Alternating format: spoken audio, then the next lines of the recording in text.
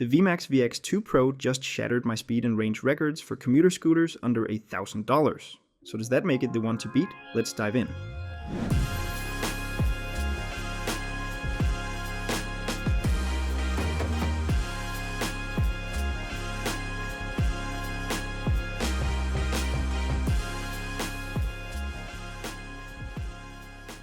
Since 2019, I've tested more than 70 electric scooters, and the VX2 Pro is the latest addition to that list.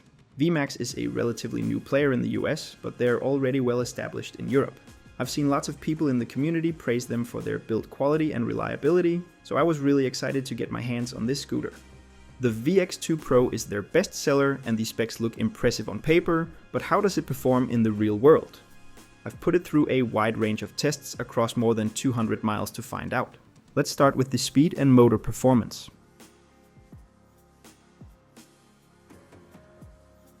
The VX2 Pro packs a 48 volts 500 watts rear motor with a 1300 watts peak, and that shows in the performance numbers. This thing is fast. I was able to hit a top speed of 23.9 miles per hour, which makes it the fastest single motor scooter under $1,000 I've ever tested. The takeoff is incredibly fun. It basically feels like you have to tame it. I clocked the acceleration to 15 miles per hour to just over 3.8 seconds, which is the fastest I've ever recorded in this class. To put that into perspective, it's 20% faster than the Max G2 and over 40% faster than the Max G30P. It feels incredibly responsive, even when starting uphill. Speaking of hills, this scooter maintained an average speed of 15 miles per hour on an 8% hill, completing the climb in 11 seconds. Once again, that is faster than any competitor I've measured. I then gave it a new challenge on the steepest hill in my city, which peaks at 17%, and it absolutely aced it, no struggle whatsoever. I think it's fair to say that the VX2 Pro redefines its class as far as motor performance goes. It just has a really addictive kick to it, and the fact it runs at 48 volts ensures excellent performance retention and makes it ideal for heavier riders too. If you have steep hills on your commute, this is where it's at. So the VX2 Pro comes in 3 battery options, which is so nice to see. I haven't seen other brands do this, but it's great for people who don't want to overspend on a huge battery if they don't need it. I tested the GT version, and once again there's a new record for scooters under $1,000. I always run 3 range tests at different speeds. In my speed priority test, I got 32.6 miles of range. In my regular test, which is likely the best comparison for others, I got 39.6 miles. Lastly, in the economical range test, I got 44.4 miles. These numbers are absolutely insane. I've done more range tests than I can count, but nothing comes close to the GT. It's over 30% more than the Max G2 and roughly 25% more than the KQi3 Max. In other words, we've got a new range king. So what about real-world range versus weight? Well, based on all second range tests, the GT scores 0.87 miles per pound, which is also much better than the competition. The only model that gets kinda close is the Max G30P, but they're still almost 20% apart. This makes it the second most range efficient commuter scooter I've ever tested, only surpassed by the new KQi Air. Before we continue, I want to tell you that I've made what I think is the ultimate scooter finder tool. It's been months in the making, and I'm really proud of the result. You can compare over 300 models based on basically every spec imaginable. And here's what makes it truly special. It incorporates live pricing. This means you can easily find the models that offer the most range or speed per dollar or whatever you're interested in. You can also make a free account to set up price alerts for your favorite models. You'll get notified when prices drop to your target. Plus, you can see the best deals right now based on real historical price data. No fake sales or inflated before prices. Check the link in the description or jump over to ERideHero.com to make your account and start using the tool. It's completely free. You can support my work by purchasing your next scooter through my affiliate links in the description or on my website. Now, back to the review. The VX2 Pro is really nice and stable to ride. There's no flex or squeaking anywhere in the build, and the wide handlebars just ensure that you always feel in control. I'd kinda compare it to the same heavy-duty feel of the original 9BOT Max, but the VX2 Pro is just much more capable in basically every way.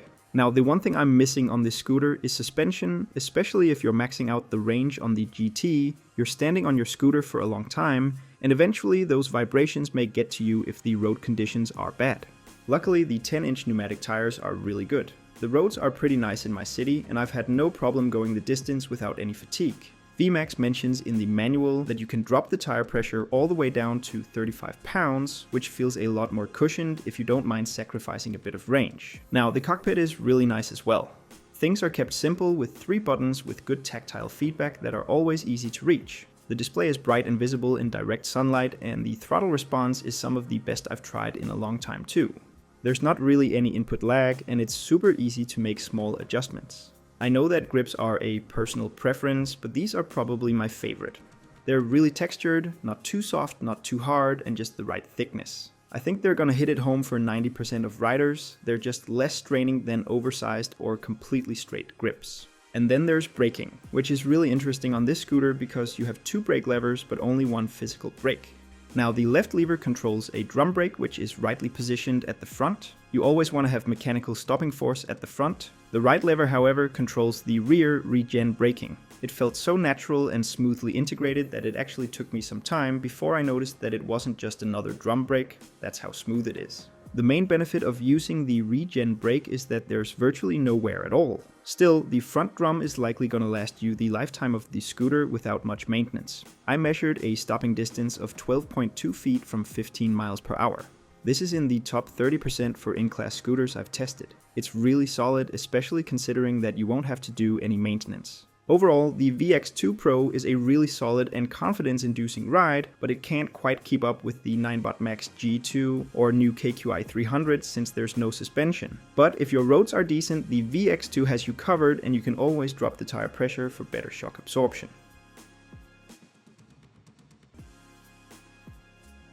The VX2 Pro GT weighs 45.6 pounds, and the ST and LT versions are obviously a bit lighter. This puts them in the middle of the pack for commuter scooters. The GT is a bit heavier than the Max G30P, but significantly lighter than the Max G2. The folding mechanism is solid and user-friendly. There's an easy release stem lever with a safety lock to prevent accidental unfolding. It latches securely to the rear fender when folded, and the weight distribution is good for carrying as well. I feel like the VX2 Pro strikes a good balance between durability, performance, and portability. It's fine for carrying up a few flights of stairs, but it obviously isn't going to be as light as models like the Fluid Mosquito or new KQi Air, but you get a more grounded scooter with heaps of range and comfort. First off, this thing is built like a tank. It feels extremely reliable, and there's a reason VMAX are able to offer 24 months of warranty. Everything is manufactured in-house, so they have full control over the process. I've stress tested the build by riding in ways you shouldn't, and simulated wear on components like the folding mechanism by using it 500 times, and I haven't been able to put a finger on anything. The fenders are thick and rigid, the kickstand feels solid and grounded as well, and then that brings me to the visibility setup, which is another strong point. You've got a high-mounted reflector headlight that's surprisingly bright. It looks pretty similar to the halo lights on the new scooters. Then you've got a taillight that increases in brightness as you brake. Once again, good visibility. And then there's the turn signals. You've got lights on the handlebars and rear blinkers, which I don't think I've seen before in an electric scooter, but it's really nice. All in all, I'll give the visibility setup a 9 out of 10.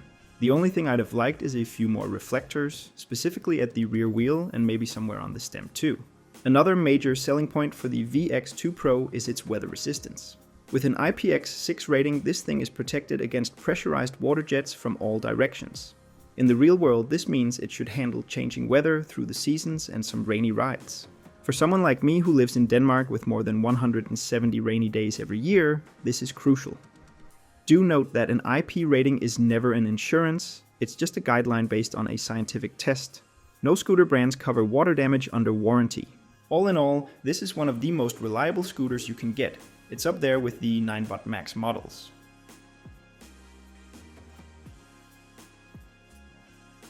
VMAX is arguably one of the most exciting things to happen to the US scooter market this year, and the VX2 Pro is a testament to that.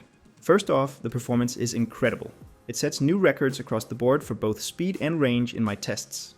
The acceleration is addictive, and it tackles steep hills with ease.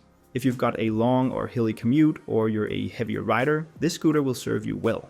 It feels like it's built to last, and the 24-month warranty backs up its reliability. The IPX6 weather resistance is a huge plus for those of us dealing with unpredictable weather, and I also really like the low maintenance brake setup.